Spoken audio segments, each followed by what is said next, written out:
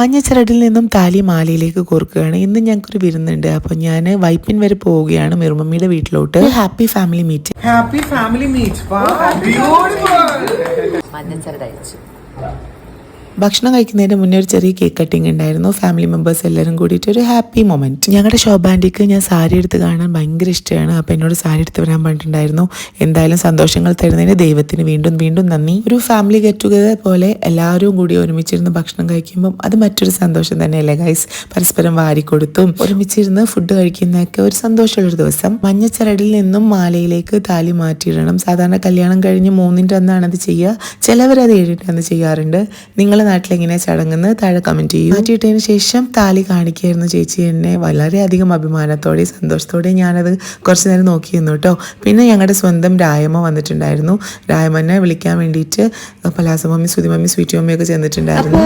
ദീർഘസുമംഗലി Bhava. Thank you so much.